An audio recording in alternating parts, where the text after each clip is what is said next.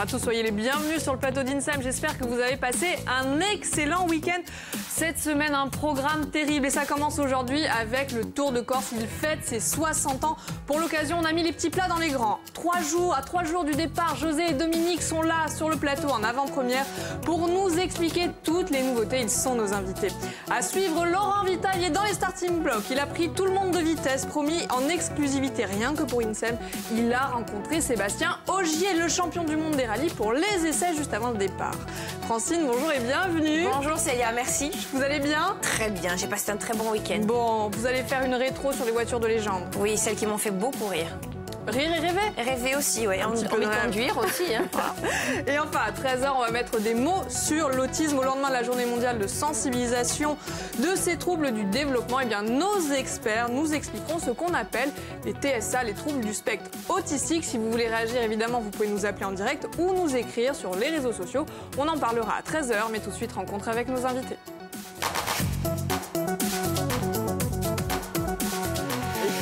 Invité José et Dominique, bonjour et bienvenue. Bonjour.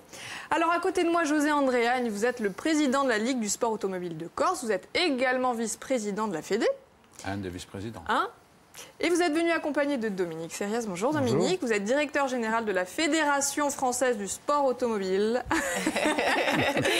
Et c'est l'édition anniversaire. Le Tour de Corse fête ses 60 ans déjà. On ne vous a pas vu passer. Hein. Ça démarre jeudi, c'est jusqu'au 9 avril. C'est la deuxième manche du championnat du monde des rallyes qui va se dérouler sur asphalte. Tout à fait. On va dire que le Monte-Carlo est mi-asphalte et mi-neige et le Tour de Corse, effectivement, est 100% asphalte.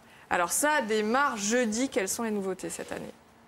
Je laisse Dominique plus que ça. Les nouveautés, sur le rallye, il n'y en a pas beaucoup, parce qu'il y a moins de 6 mois, le rallye était encore, je dirais, pas terminé. C'était début octobre. C'était début octobre, le premier week-end d'octobre. Donc première nouveauté, c'est au printemps. Pour permettre, je dirais, d'organiser et de garder une stabilité, il y a en tout et pour tout 7,5 km d'épreuves spéciales nouvelles. On a réduit le kilométrage aussi pour penser aux amateurs. En fait, c'est un rallye très condensé, qui sera difficile. En tout cas, qui sera au printemps. Là, on voit quelques images. Donc, concernant le parcours, vous avez dit un petit peu modifié. Oui, un petit peu modifié. On a raccourci certaines épreuves spéciales sur la première étape. La deuxième étape aussi, l'épreuve spéciale de la Porta. Une épreuve qui est modifiée pour des questions de retransmission télé. Le samedi, il y aura une épreuve qui sera retransmise en direct l'après-midi. Et le dimanche, par contre, le parcours est 100% identique avec la plus longue épreuve spéciale du rallye, qui se fait le dimanche matin de bonne heure, et puis la Power Stage qui se fait dans le quartier de Porto Vecchio. Alors le départ, c'est où? Le départ, c'est à Ajaccio. Ajaccio. Ensuite? Ensuite, très tôt vendredi matin, les concurrents s'en vont pour faire 2 épreuves spéciales. Une épreuve spéciale qui est au-dessus de Porticcio, et une deuxième qui est du côté de la plage de Liamone, à faire 2 fois, avec un parc de regroupement qui sera basé à Porticcio en fin de matinée. Et en fin d'après-midi, remonteront en liaison jusqu'à Bastia, où le parc d'assistance est basé toute la semaine depuis ce matin. D'accord, donc Ajaccio, Bastia, ensuite?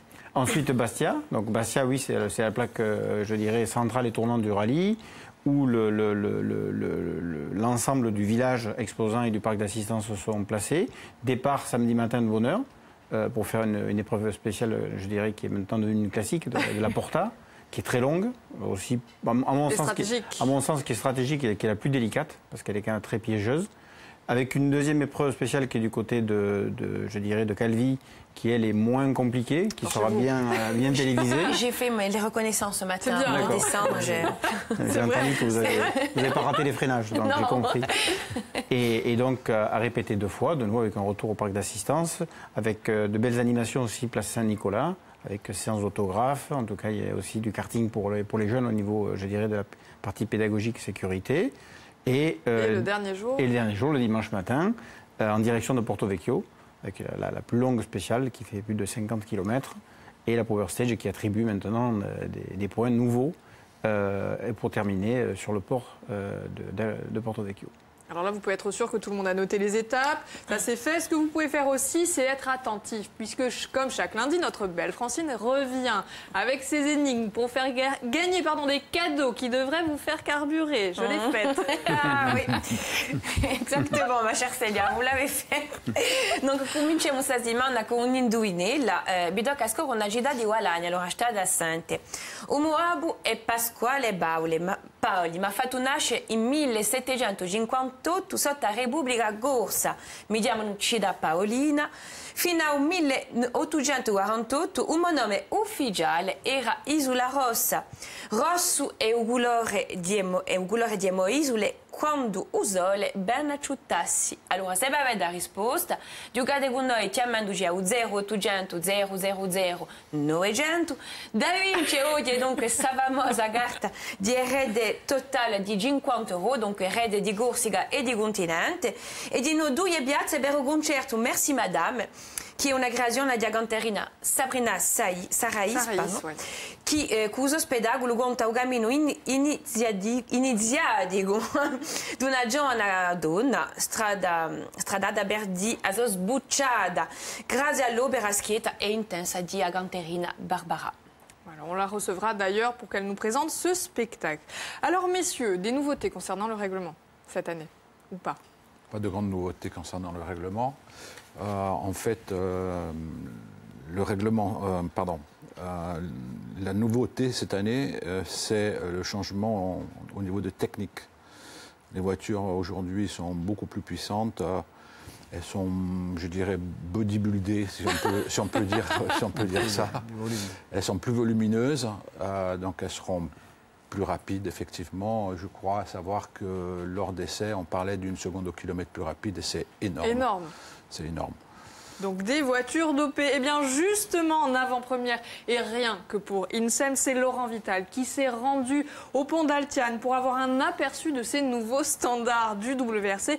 Franchement, c'est très impressionnant. Pas vrai Laurent ?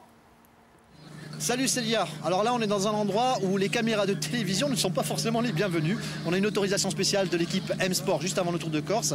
Base d'essai technique. Alors tant qu'à choisir une base d'essai, on a choisi celle du quadruple champion du monde des rallyes, Sébastien Ogier, qui nous accueille pour toute cette journée exceptionnelle. Alors un petit mot sur les WRC aujourd'hui, c'est plus large, c'est plus gros et c'est surtout plus puissant.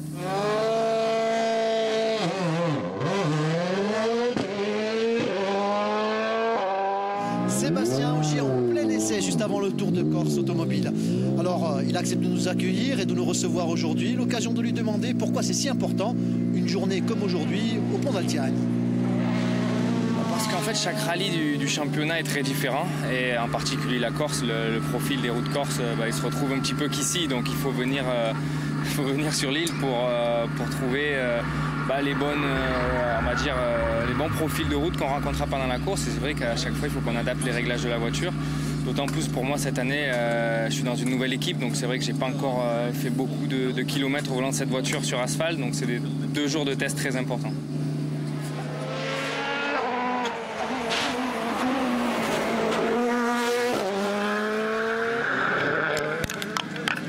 Et à propos de travail, on s'est posé la question, le rôle du copilote sur une journée comme aujourd'hui, ça consiste en quoi? C'est du boulot, il faut rester concentré, il faut avancer, il faut espérer que les météos soient clémentes pour qu'on puisse comparer nos setups dans des conditions égales. Après, à droite, sur tarmac, une séance entière où on fait entre 200 et 300 km de spécial dans la journée, donc c'est quasiment l'équivalent des 2 tiers d'un rallye dans sa globalité. Ça brasse un peu sur asphalte, là il y a beaucoup d'efforts pour le copilote, on a juste lequel pied pour se tenir. Du coup à la fin de la journée on les senti passer.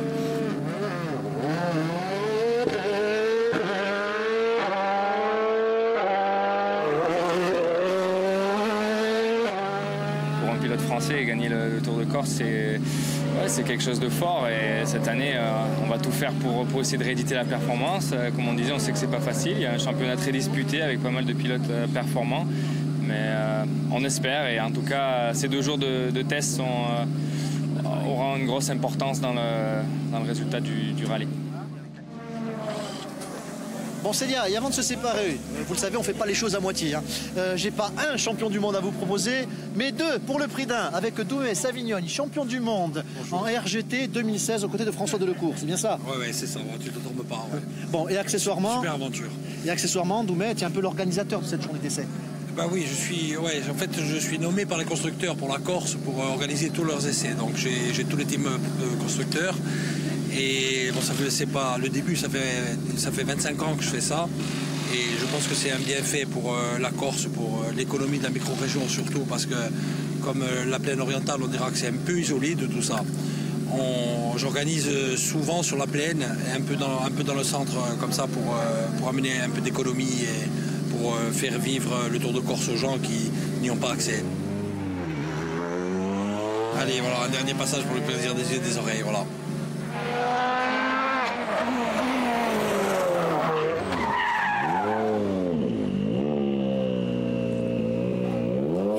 Vous avez entendu, Célia, il m'a vu, il était témoin ce matin de mon frein à main lorsque je suis rentrée dans le parking de France 3. C'est ça, oui. Tout le monde vous croit, évidemment. Franchement, chapeau et merci d'avoir permis de réaliser l'impossible. Parce qu'il faut quand même préciser que ce qu'a fait Laurent Vitale, c'est quasi impossible. C'est fermé, ces essais sont fermés à tout le monde et encore plus aux caméras des journalistes. Donc, franchement, chapeau. Alors, c'est effectivement plus puissant. Ça promet quand même quelques rebondissements. Qu'est-ce que vous en pensez? Ce qu'on peut dire aujourd'hui, après les 3 épreuves qui se sont déroulées, c'est que les voitures sont plus spectaculaires. Effectivement, comme disait José, ça va plus vite, mais ça a redistribué les cartes. L'effet que Volkswagen se soit retiré, on voit qu'il y a 3 vainqueurs différents sur 3 épreuves. Donc je pense que le rallye va être très disputé. Peut-être que ce n'est pas celui qu'on attend qui va gagner. Je pense 3 autos et 3 pilotes. Donc je pense qu'on va être... On va avoir des surprises. Oui, ça va être très serré. Surtout que la météo risque d'être un peu changeante sur une journée. Donc ça va être un très beau rallye. Donc du coup, l'engouement du public, on est bien d'accord, n'a pas changé, en revanche, depuis le début. Moi, je pense qu'il va monter. De ce qu'on a vu, il va y avoir un intérêt et un regain de spectateurs. C'est vrai? Moi, à mon avis, oui. Parce vous qui avez suivi depuis le début? Oui, depuis le début. Peut-être pas. Sans traduire votre... Sans trahir, pardon. Bon. Vous le faites pas. Mais oui, effectivement. Mais il y a un engouement pour le rallye en Corse qui ne se dément pas tous les ans. Les spectateurs sont là. Et je pense que cette année, avec cette nouvelle réglementation, ces nouvelles autos, on va dire, je pense que ça va attirer vraiment encore plus un de grand monde. public. Ouais, bien sûr. C'est vrai. Alors, il y a d'autres voitures qui ont marqué les esprits. Et Francine, du coup, ça vous a donné envie d'interpeller nos invités. Tout à fait. C'est surtout le mien que ça a marqué, chère Célia. Donc, oggi è uscito di sta nell'attualità questo giro di corsa che si dà da Osei a 9 d'aprile tra Ajaccio, Bastia e Portivetto per parlare di Eviture. Ma mica Eviture che poi arrede bassananta e ostre strade, no? Quelli che a même hanno fatto sognare, ride et da donc a rama di Gondouge. Alors, je vais commencer avec cette mythique voiture qu'elle a 2 chevaux. Pas la plus puissante, oui. Hein. C'est pas la plus puissante, mais moi je la trouve très jolie. Et elle m'avait marqué, Célia, vous savez où je l'ai vue la première fois, j'étais petite et c'était les vacances de Noël. Un après-midi, devant le film Le Corneau. Alors en dehors du fait c'est un film hyper comique, c'est une Cadillac qui est mise à l'honneur, certes, mais j'ai adoré la scène, le binôme Bourvil de Funès, quand il y a l'accident et que cette 2 chevaux est détruite et qu'il ne lui reste plus que le volant dans les mains. Ça, j'ai trouvé ça magique. Donc, c'est une voiture qui est vraiment... qui pour certains est une passion. On a vu dans le Loire, dans l'Indre-et-Loire, dans la région du l'Indre-et-Loire, il y a un monsieur qui est ébéniste et qui s'appelle Michel Robillard. Ça fait 6 ans qu'il réalise cette 2 chevaux toute faite main, donc une magnifique. Donc c'est un modèle de 1953. Elle s'apprête à passer son premier contrôle technique. Et certainement, si vous êtes de la région donc, de l'Indre-et-Loire, vous la verrez sillonner les routes. Sauf que lui, s'il a un problème, il n'ira pas chez le carrossier, mais bien évidemment chez l'ébéniste. On voit, est-ce qu'il existe des rallyes de chevaux? Il existe plus exactement des circuits de chevaux cross, qu'on appelle de chevaux cross. Après, il y a des randonnées qui sont plus ou moins officielles, mais de rallye spécifique de chevaux n'existe pas. Est-ce que c'est une bonne voiture?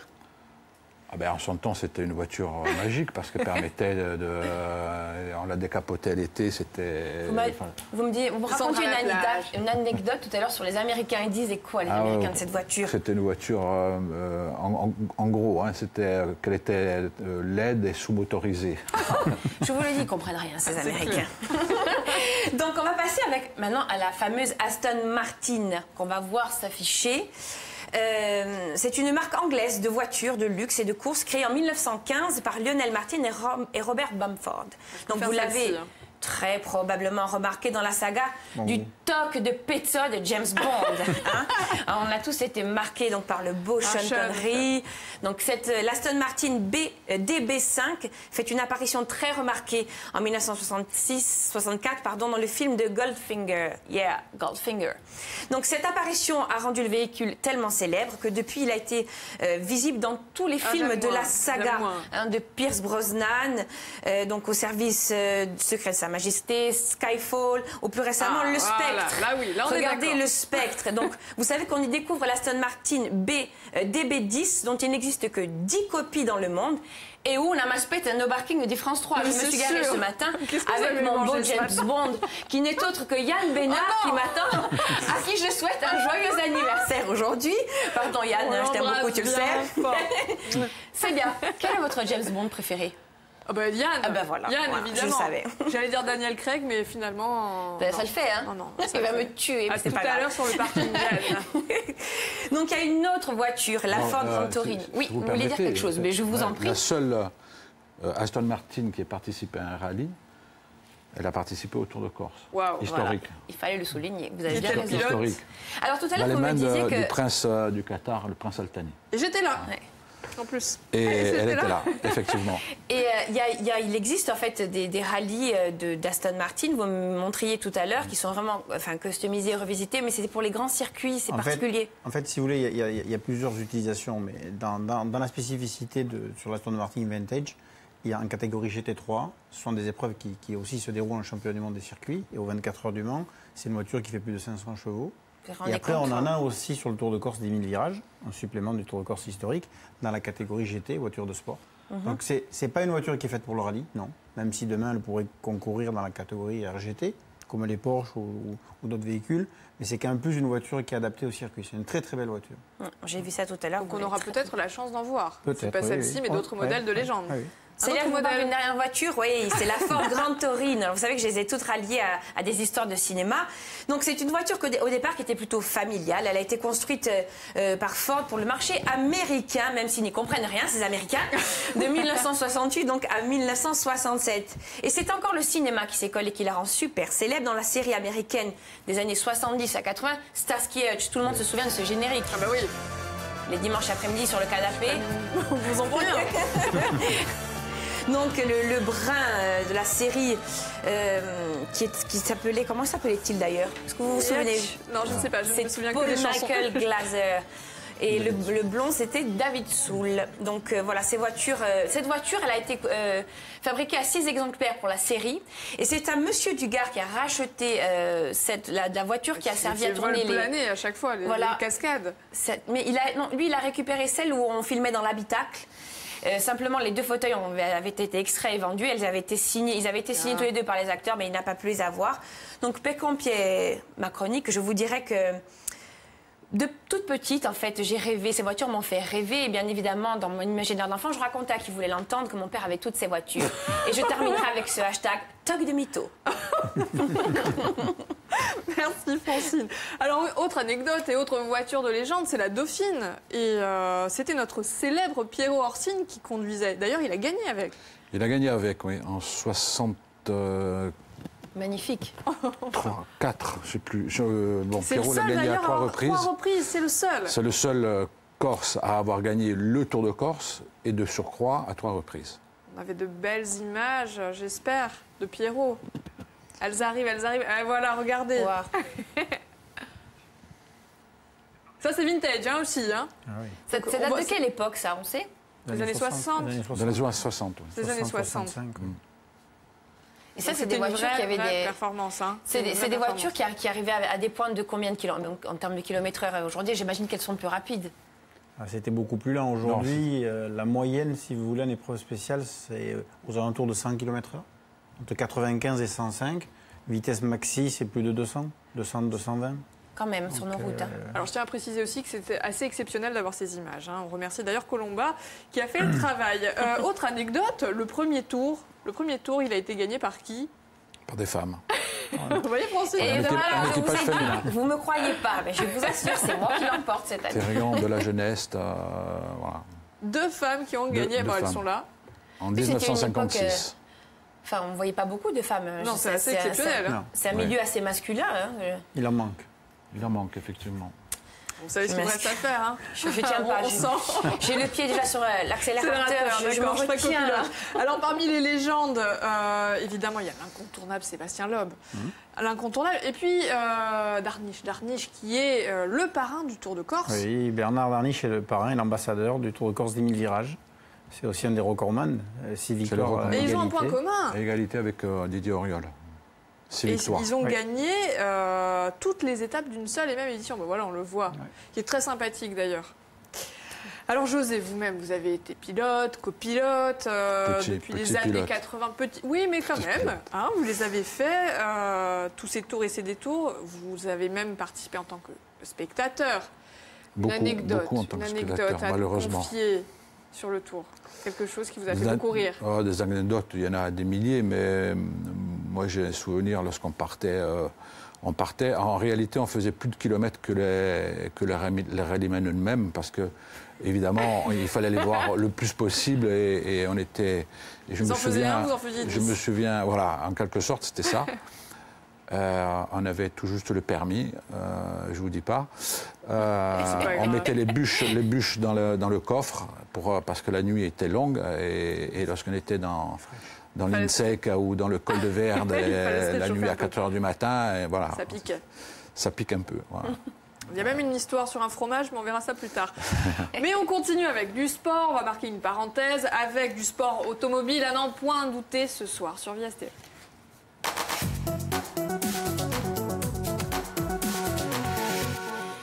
Stasera di un appuntamento a 8h35 di Zergu Sport in Corsica, presentato e appuntato da Xavier Pierlovisi e Laurent Vincenzini, che festeranno il 60° anniversario di Giro di Corsica in compagnia di anziani organizzatori, piloti e giornalisti. Insieme volteranno la storia del Giro e hanno scritto la storia e la sua evoluzione e di no usa bene e bella intesa parleranno di tutta l'attualità sportiva dell'isola. Merci Francine. Alors, on a parlé des légendes, on a parlé de l'histoire, mais l'histoire est toujours en train de s'écrire. Il y a des pilotes confirmés qui vont participer, mais il y a aussi des jeunes pilotes et des talents insulaires. Oui, tout à fait. Exact. Mais encore. Je dirais que non, mais c'est vrai. Au niveau de la Fédération française du sport automobile, on a aussi une capacité de détection au travers d'une opération qui s'appelle Rallye Jeunes, mais aussi d'une académie avec un directeur technique national. Et effectivement, dans les jeunes qui sont aujourd'hui juste aux avant-postes pour pouvoir demain prendre la succession, il y a un gamin comme Pierre-Louis Loubet. On a aussi Eric Camilli, on a Johan Rossel, donc là, je dirais qu'il est à domicile, donc souvent c'est pas facile parce qu'on a une pression supplémentaire. Puis c'est dans les gènes, la passion du sport automobile. C'est dans les gènes, mais bon, néanmoins, il est talentueux. Il est qu'au début des prémices de sa carrière. Il vient de changer de véhicule, donc j'espère qu'en tout cas ça va lui porter, je dirais, chance et surtout réussite. Donc voilà, donc c'est sûr que nous on les suit de près. Il fait partie de l'équipe de France rallye FFSA, donc c'est la 2e année qu'il est nominé. C'est plus que symbolique, c'est fort. Faire partie d'une équipe de France. Donc nous, on le suit bien, on suit tous ces jeunes, ils sont suivis tout au long de l'année. Donc on va voir le résultat avec impatience. Avec impatience. Alors à 3 jours du départ, il y a une donnée qui est essentielle pour les équipes, c'est la tendance météo. Donc réponse tout de suite avec le récap de Francine.